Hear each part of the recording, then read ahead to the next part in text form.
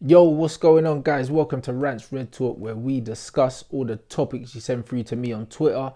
And yeah, big up, guys, man. Always got a good amount of questions, bruv. So I just always try and pick the most interesting ones. So as I said before, a lot of the time you see the same names, bruv, because they're coming with the good questions. So you just need to fire some better questions at me. The first one is from @manlikememphis1. Always sends in the fire questions. It says, if the season restarts, shouldn't we play a 4-3-3 with a midfield of Pogba, Matic and Fred, then use Bruno as a roaming right winger like Ericsson used to play at Spurs? The midfield would be well balanced while making sure we can still create off the right hand side. That is A1. That's A1. That's a brilliant way of looking at it. Honestly, that's probably the best thing to do because Daniel James is trash. I've said it many times. I think that Bruno's work rate will enable him, his work rate and his mobility will enable him to play off the right hand side. And can he be any worse than Pereira from that position? Absolutely not. Can he be any worse than Lingard from that position? Absolutely not. He'll give you quality. He'll give you tenacity in the tackle. You know what I mean? He'll give you mobility and he'll give you great crosses as well, bro. Do you know what I'm saying? Man, talk about De Bruyne spamming crosses from the right hand side. I tell you what, if you got Bruno Fernandes out on that right hand side, he'll put in some brilliant crosses. He'll still be playing great passes. You can drift inside like Mata was drifting inside anyway from that and get involved. Do you know what I mean? So sometimes it could be like we've got a diamond in there, but it gives you the midfield dynamism of Fred. It gives you the reading of the game of Matic. It gives you the creativity and unpredictability of Pogba, and it gives you the efficiency of Bruno, all without the diamond, because I don't like the diamond because it lacks width. At least on the left hand side, if you've got Rashford out there, we have width. I didn't like the diamond at all. I don't think it works without marauding fullbacks, and Wan-Bissaka isn't a marauding fullback. He gets forward, but that's not number one on his priority list, and Luke Shaw don't get forward enough either, so we can't rely on the fullbacks for natural width. So because of that, I don't think the diamond works at Manchester United. I think that's a brilliant idea, and I think that's something that should be explored if the season restarts. Do I think it will? Absolutely not, because Oli ain't got that in his locker. But let me know what you think about that, guys. I think that's brilliant. Next one is @Mel_for you. How do you feel about this culture within our fan base that you dare not talk ill about any of our club legends, even though some of them slate our players and managers all the time? I touched on this in the last one, and it's just funny, bro. That's why I call them football Nazis, because that's what they are, innit? It's like, as long as you say stuff that fits the narrative that they want to go with, like, they love you, bruv. As soon as you say anything that maybe doesn't sit well with them or makes them kind of think a certain way, then all of a sudden, like, they hate you and you hate the club and you're not a real fan, bro. And that's the reason why when it comes to support, me and the guys that's like me and like Flex, yeah, tend to be different people. Like, there's people that like both of us and there's people that just like him and don't like me, bruv. The reason why there's not really people that like me and don't like him is because I divide opinion and I say stuff, whereas he's just mad safe, innit? And that's just his character, and that's all right. And my character is to be rebellious. I'm a stallion. Like, I'm a maverick, bruv. That's what I am. I always dance to the beat of my own drum, bro. Do you know what I mean? I'll say what I say. I think the way I think is different to a lot of people. And you know what, yeah? Like, they're not going to like that, bro. Like, this don't surprise me. That's what the world is like. Do you know what I mean? People always think you're crazy until you're not, bruv. Do you know what I mean? And that's just how it is, bro. Like, so I don't really mind it. I just think that it's the culture of the fan base and it's bigotry. It is. Like, it's all right to respectfully disagree with someone. But as soon as you start disliking people with different views to you, there's something wrong, bruv. You know what I mean? Or a different culture or just a different belief. It's bigotry, bro. Like, you know what I mean? I could just say, you know what? You believe in this. Cool. I don't.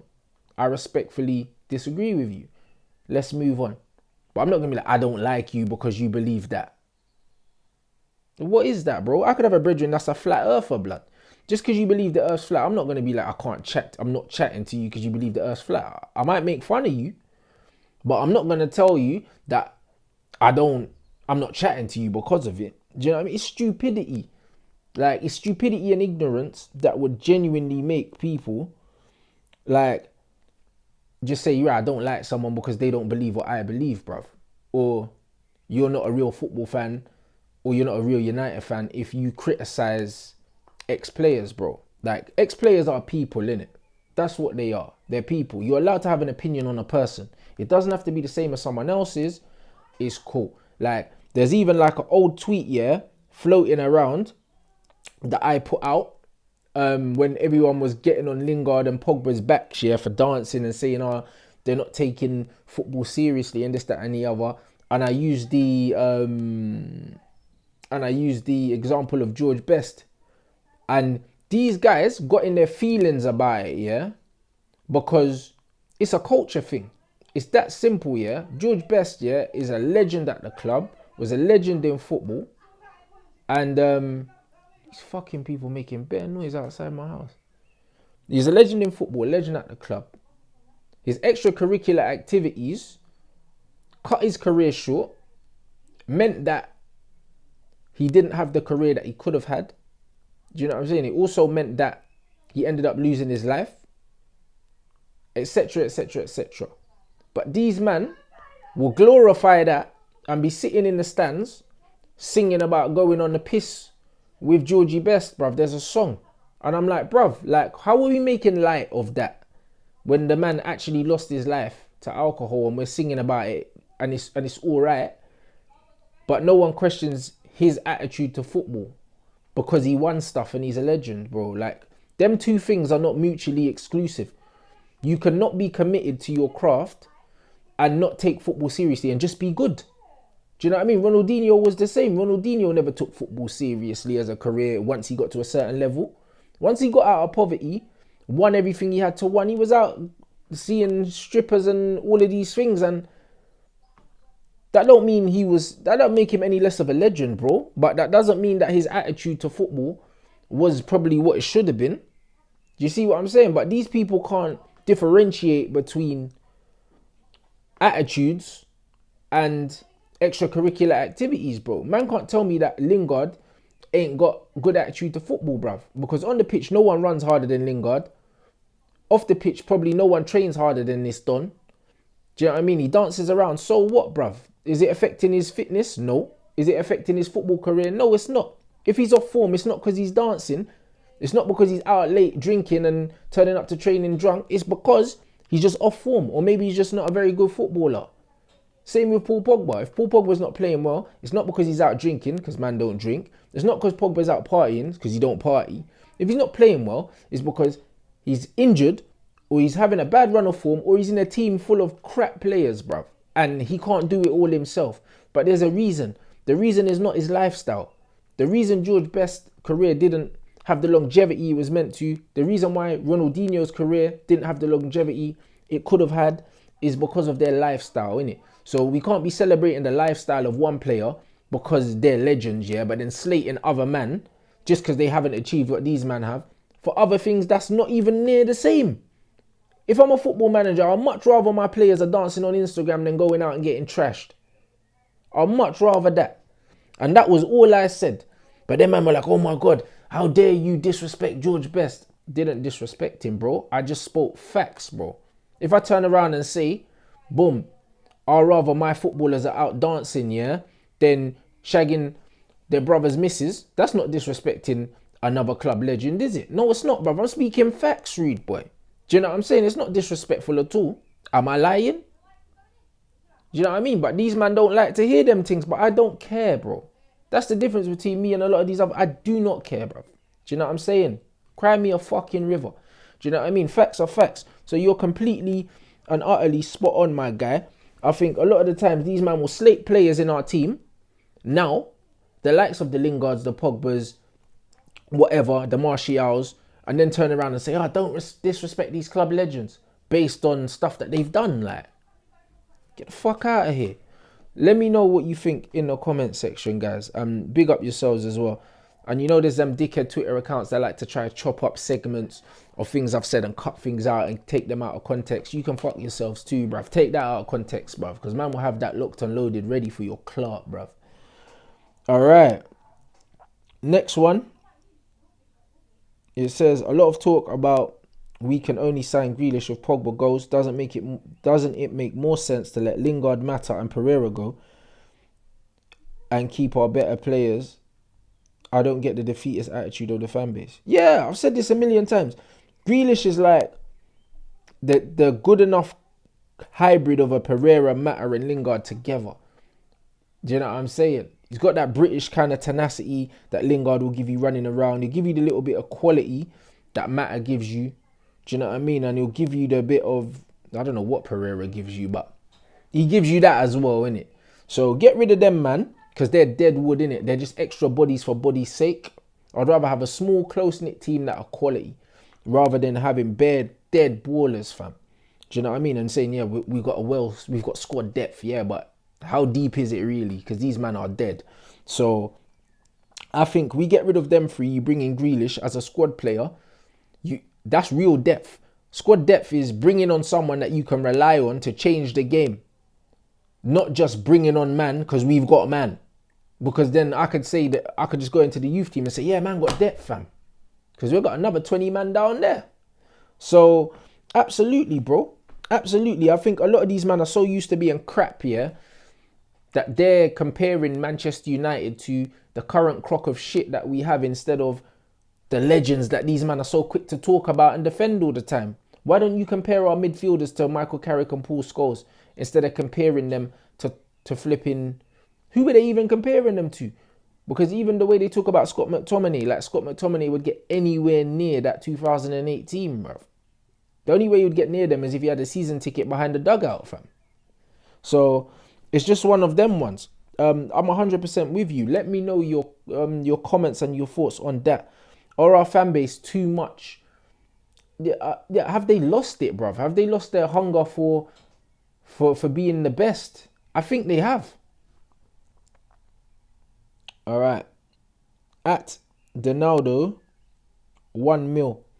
Michael Jordan required Pippen and Rodman to get the balls winning. Can you see similarities to Pogba in terms of requiring a good supporting cast? And who are his ideal support cast? And do we just need all players in form? Bro, this is what I'm saying. So when man come out and say, oh yeah, for 90 million you should be able to do this and control a game and carry... Control a game for what? For who? To give it to who? To do what, blood? Shut up. Do you see what I mean? Michael Jordan, arguably the greatest basketball player of all time, even though I think it's LeBron James, yeah? Like, needed a Hall of Fame supporting cast to topple. Do you know what I mean? Like, to topple the Jazz or the Pistons or whoever these men came up against, the Lakers, whatever. He needed that. As good as he was, dropping 60 odd and still losing in the finals, you can't do it all yourself. So how you expect a man on a football pitch of 11 man to do it when a man on a basketball court of 5 man couldn't do it?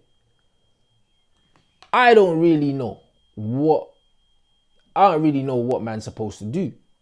Do you see what I'm trying to say? That I think he's the only midfielder in the world, well, he's the only player in the world that's expected to do everything on his own. At Barcelona, Messi's not expected to do everything on his own. At Man City, De Bruyne's not expected to do everything on his own. He's not expected to win headers, win tackles, have a pass completion in the 90s, score goals, get assists, do everything. He's not. But man want Pogba to do everything. And you know why they want him to do everything? Because he can do everything. Do you know what I mean? His talent is a gift and a curse, blood. Man know he can do these things. So man's like, yeah, but he should be doing all of these things every game. It's not realistic. With the team we've got, I think that the support cast is there if everyone's fit. I think that Fred would be a good engine in there in the midfield with him. I think that Matic reading the game and cleaning up behind him would be very good. And I think that Bruno around him would be very good as well. I think that actually we have the players now. We actually do have the players. So I just think that when I say we have the players, we have the midfielders. We could still arguably go and get a top class defensive midfielder like a Partey, and then the midfield's looking well stocked, isn't it? But with the current squad we still have the players around him that he's not had his whole time at United. He's had to carry the likes of Fellaini, the likes of McTominay, the likes of Pereira, the likes of Lingard, and that for his whole career so far, bruv, at Manchester United. This is probably the best squad that he's been in since he's arrived. And he's been here for how many seasons, bruv? So that shows you how much the franchise has let him down, if we're speaking in basketball terms. Do you know what I mean? Because they looked at Rodman and they were like, yo, we need to bring in Dennis Rodman to play with MJ and Pippen, because we're like, yo, that this is the piece of the jigsaw that was missing. But Manchester United ain't done that for Pogba. And Pogba was their franchise player, but they didn't back him. They didn't support him. They didn't build around him, which is what you're meant to do with your franchise. Do you know what I mean? So United, how they run as a club, they fucked it. They fucked Pogba. That's why I don't mind if Pogba really wants to leave and he decides to go, because he deserves to go, because they've shagged him, innit? But yeah, you're spot on, 100%, my guy. Let me know what you think in the comments about that, guys. And also, the other day, Rio Ferdinand came out and said what I've been saying the whole time. And now all of a sudden, everyone's like, oh yeah, see, these are fair points about Pogba. Since he's come, the club ain't backed man and put the right people around him.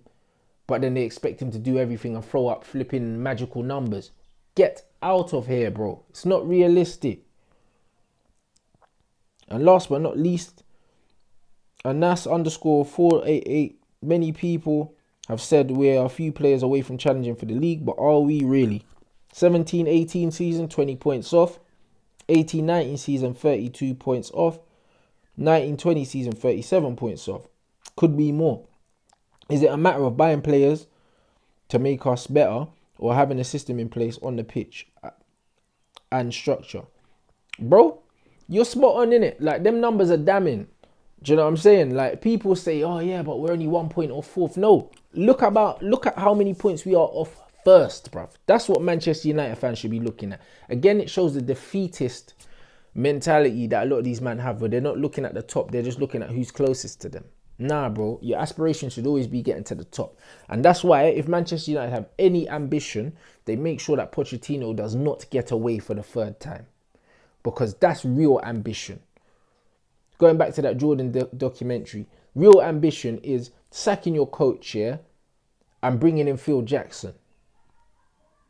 That's what it is. Even when you know that MJ don't want Phil Jackson to come in. That's what it is, bro. Do you know what I mean? The flipping... I can't even remember his flipping name now, bro. I know it, but it's left me. But the chairman of the Bulls at the time, yeah, that was calling all the shots. As much as he had his disagreements with Pippen and other guys, bro, when it came to making the tough decisions for the betterment of the franchise, he made them, innit? And sacking Oli is like the equivalent of what that would be. When you really want to compete and when you put success first, you make those decisions, you pull the trigger, in it. And that's what it is. And for us to close that gap, it needs to be a combination of off the field stuff, being management and structure of the club, and also players. But for instance, on field, under LVG, we had the structure, we had the system, but we didn't have the players for the system. Do you see what I mean? So that came down to outside off the pitch. And then now, it looks like things are being done better off the pitch in terms of recruitment, but then on the pitch, we don't have the LVG thing. Do you see what I'm saying? So we need both, innit? One is not more important than the other, but what would give you success faster would be just to give Oli loads of good players and let the players play themselves, innit? Because then Oli doesn't really have to be making match-winning substitutions and influencing the game from the bench, because the players should be able to win it themselves on the pitch. Do you see what I mean? So if we were just thinking about quick fix and not necessarily about sustainability, the quick fix is to just buy the best players and get better players in, and by logic, the performances and the results would improve. And they would, up to a certain point, and then they would plateau. Because You have to be able to affect the team from the sidelines, which is what makes the likes of Belichick, the likes of Sir Alex Ferguson, the likes of Phil Jackson, like the greatest coaches in sports, because it's how you affect the game from the sidelines. That's what makes you a great manager. Do you see what I'm saying? Coaches are on the training ground. Managers are in the dugout, bro. Do you know what I'm saying? Managers and coaches are not the same thing. So another thing when people are comparing managers to coaches, like when I said with Sir Alex Ferguson, he was more of a manager than a coach. And then someone was like, oh no, you're disrespecting Sir Alex Ferguson. No, I'm not, bruv. Learn the difference. Learn the difference between the two. Because Wayne Rooney come out and said that LVG is the best coach that he's ever worked with. And he worked with Sir Alex and won loads of shit under him. But guess what? Coaching and managing is not the same. Sir Alex Ferguson wasn't the coach all the time, bro. Do you know what I mean? He was on the training ground, but he wasn't always taking the sessions. The older he got, the less involved he became in all that. Young Sir Alex was running around holding bibs and that with the man them, and there's videos out there. And older Sir Alex was standing on the side with his puffer jacket, and other men were doing the thing. So please understand what man are saying before the football Nazis want to come out and clip things and try and create agendas that aren't there, bro. So I think that it's a combination of the two, bruv. You know what I mean? But as I said it, if you're keeping Oli, you have to throw loads of money at the problem. You have to, or else we're screwed, innit? Let me know what you think in the comments. And that was your Rants Red Talk. Big up everyone for their questions and the support. Everyone shouting me saying, where's the show? Where's the show? Where's the show? We're back. You got 2 this week because you didn't get 1 last week. To be fair, you're supposed to get 2 a week anyway. I've just been on the computer game thing. I can't even lie, but I'm back, baby. You're going to get your 2 a week now, guys, going forward. And yeah, big up for everyone that's still supporting the channel during these times. And yeah, it's much appreciated. So, peace.